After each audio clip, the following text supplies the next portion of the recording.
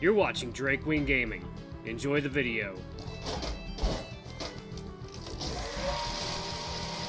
Hey guys and gals, Never here from Drake Wing Gaming. Some of you mounts with the Gaming Drag. Today I'm coming back at you in the Let's Play episode of Solstice Eve. So yeah, let's go ahead and jump right back into it, shall we? Alarm chain, you were up, and let's go. And yet you've been struggling with attracting customers. How do you think you'll pay it all off in time? Do you think you can afford to do so? That's none of your business, now is it? Darwin butts in, placing himself between the two and pushing up against Tristan. Nor is it yours. You're a guard, aren't you? You should know I'm entirely within my right to do this according to the law. My bad. A former guard. Were you put in the position of a real guard, you'd have already gone crazy and killed the people you were supposed to protect, werebear. Darwin's face contorts even further into an enraged expression as his body tenses up and he pushes forwards. And who is it that got kicked out of the garrison because he couldn't keep his hands to himself, huh? Tristan is knocked off balance, ass landing on the cold wooden floor. Darwin takes another step towards him. Was the time you already spent in jail not enough for you? Don't fuck with me, mutt. The fuck are you doing? Don't... Tristan hunches over and lets out a sharp exhale, before springing back out towards Darwin, hand balled up. His fist connects, sinking into Darwin's body with force, but having far less of a visible effect. Ha! You call that a punch? Darwin grabs Tristan by the cuff of his shirt and pulls him up, looking into the wolf's eyes. Hey, just... Nyah! Tristan swings wildly with his other hand, claws ready to tear at him. Eyes widening, Darwin throws himself backwards just in time, only for his shirt to be sliced at the collar. Tristan's other hand is open, ready to try again.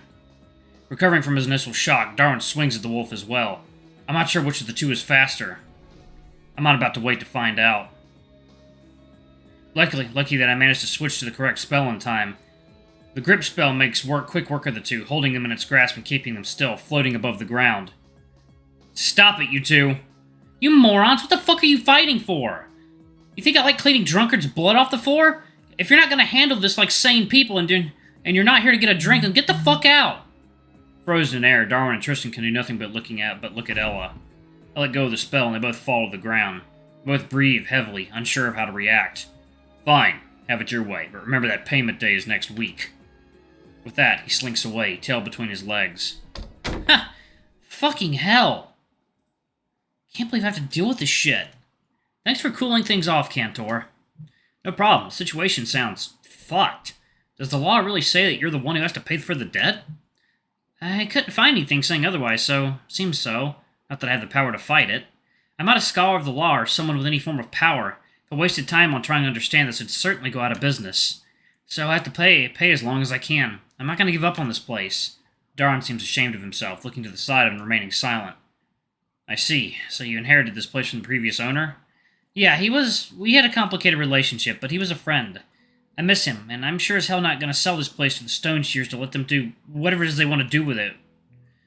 But, do you have enough to cover the payment? Well, I think I could scrounge up enough cash in time. Might need to sell some of the things here, though. I think I could probably chip in, if that's fine. Excuse me? I myself have had some good memories of here in previous years, and I certainly had some money on my tab that I didn't manage to pay in time. I'd hate to see it go. So, if I could do anything to help maintain this place, I gladly would.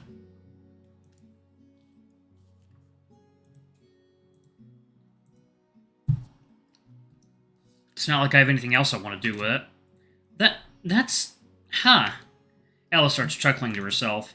I'm sorry, that was unbecoming of... What the fuck? No, if you really meant it, then... yes, of course. Thank you, this is incredible. I was worried I might have ticked off her pride somewhat. I've known more than enough dragonkin who'd act that way. I'm glad to see that isn't the case. With that in mind, there's something small I wanted to ask you. It's just... I imagine you have connections with many of the miners in this town, especially due to your husband. We're currently investigating matters relating to the Stone Shears, and help from someone in your position would be tremendous. Oh, shit, the Stone Shears? What are you looking for? What are you looking into? I catch her up on the basics of the situation. Huh, so you're saying that you think they might be related to your wife's death? Maybe. Either way, she wanted to find proof of their misdeeds, and I'd like to finish her work, so to speak. You understand? Yeah. Mind if I ask you something? Sure. You're a queer, aren't you? Yeah. Why is it that you were married, then? And why is it you're doing this for your wife? Well, the marriage was arranged. As for why I'm doing this, I suppose this is an atonement of sorts. I see. I should have figured. On the arranged marriage part, it's not like... Well, forget I said anything. I'm not really sure what she was trying to get at there, but it feels like it's probably not too good. Don't worry about it. But I can help with whatever it is that you need. I'm not sure my husband would be more than glad... I'm sure that my husband would be more than glad to do so the same as well. Thank you so much again. Not just for the help, but it's nice not being alone and...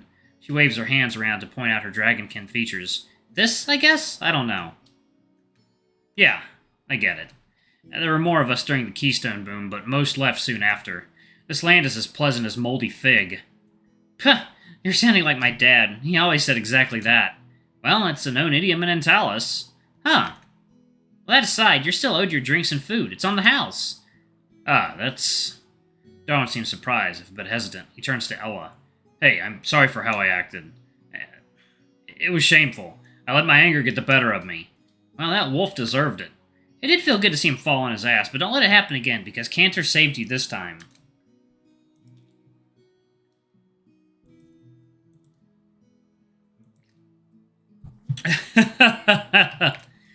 I could have beat him whether he slashed me up or not, you know. It wouldn't be the first time.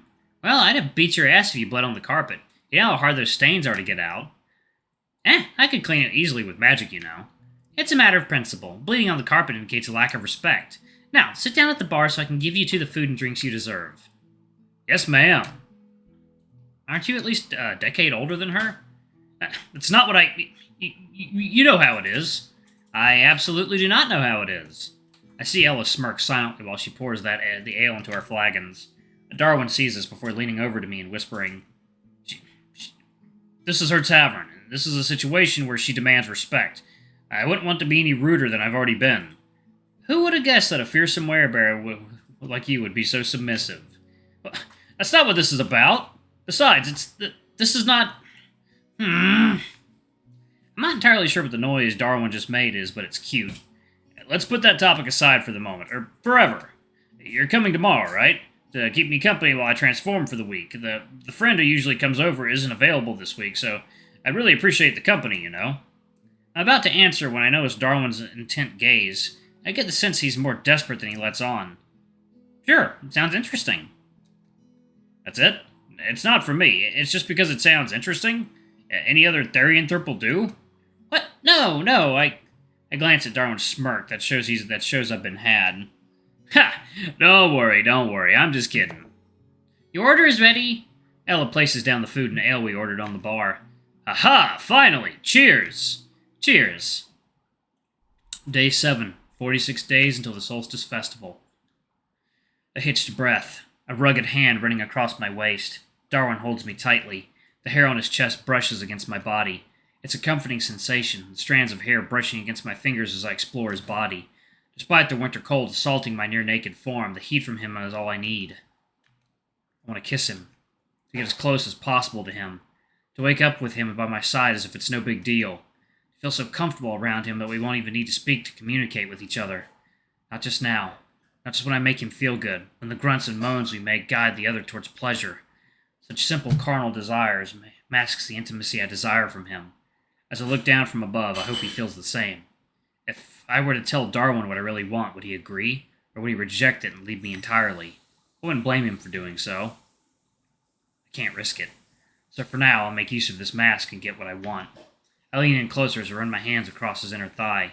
At first, he leans in as well. I close my eyes, waiting for his lips to reach mine. Nothing happens.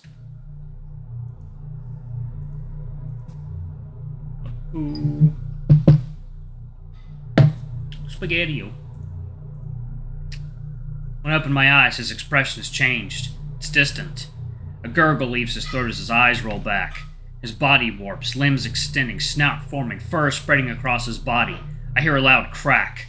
Before I know it, I feel my whole world spinning as the werebear pins me down. He looks at me with an ecstatic hunger in his eyes, saliva dripping from his fangs as he bares them at me. This is what I wanted, no? His jaw opens. To get closer. To make myself vulnerable. It stretches wider and wider with every given moment. Should have figured. Claws dig into my flesh, scales cracking from the beast's sheer strength. I couldn't escape even if I cared to do so.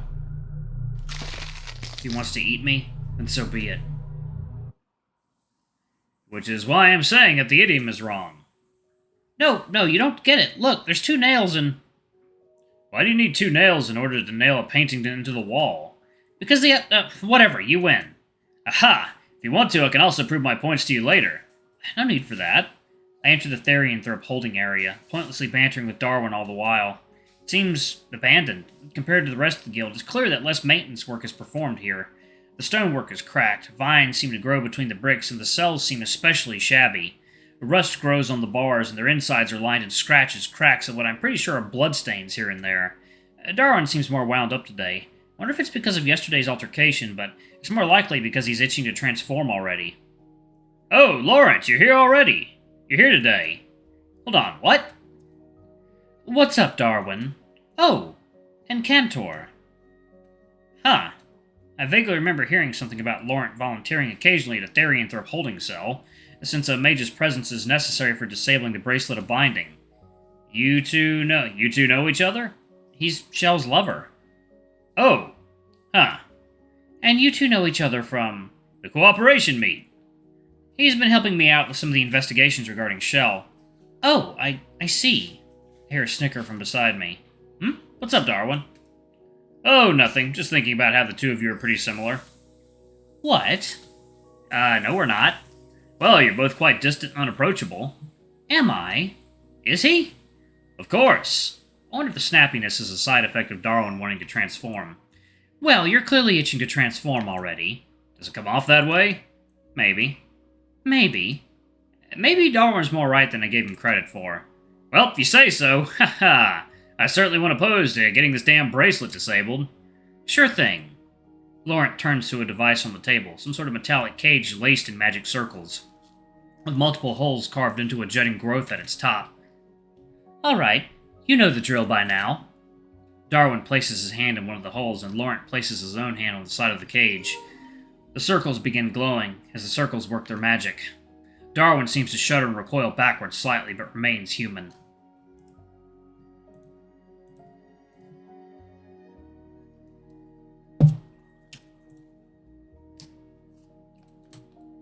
Huh, finally!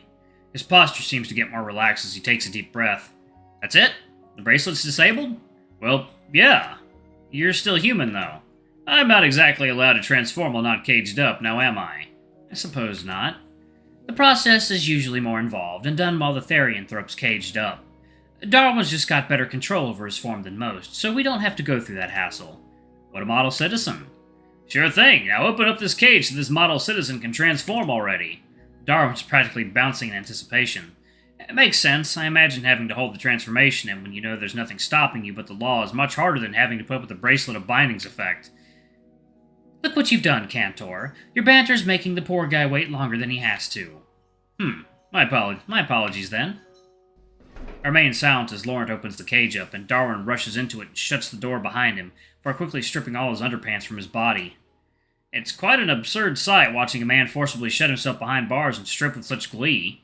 All right. I expect to see an explosion of feral energy from within the cage, but what I find can't be further from the truth. Darwin shuts his eyes, sits down cross-legged, and takes a deep breath and closes his eyes.